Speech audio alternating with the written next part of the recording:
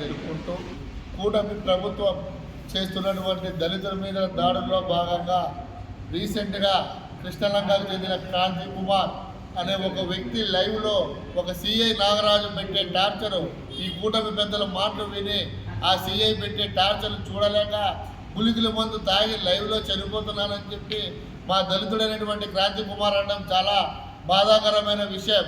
ఎందుకంటే ఇతని మీద సిఐ మీద ఎటువంటి శిక్ష తీసుకోలేదు, ఎటువంటి కేసు ఎఫ్ఐఆర్ ఫైల్ చేయలేదు.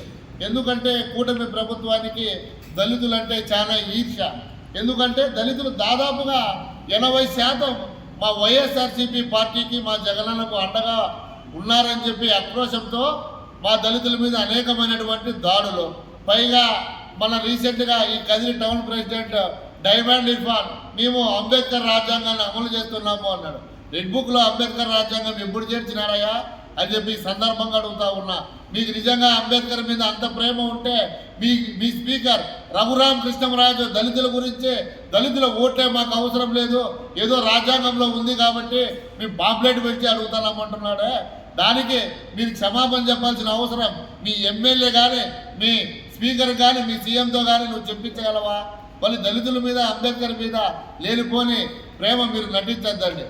మీరు మా అన్న విజయవాడలో 120 అడుగుల మహాశిల్పాన్ని డాక్టర్ బిఆర్ అంబేద్కర్ గారు దానిని అంబేద్కర్ గారి విగ్రహాన్ని నిర్మిస్తే దాన్ని ఈరోజు మెయింటైన్ చేసే దుస్థితిలో కూడా మీరు లేరు.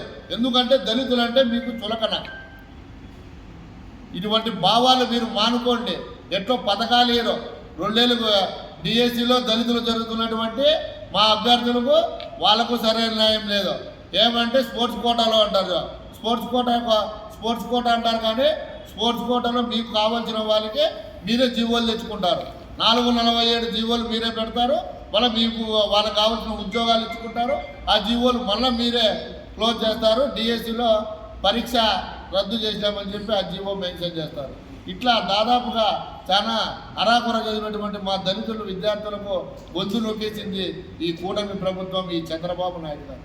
దీని గురించి సమగ్ర చర్చ చేసి రాబోయే రోజుల్లో మరిన్ని నిర్ణయాలు తీసుకుంటారని చెప్పి మా పార్టీ అధినేత జగన్మోహన్ రెడ్డి గారు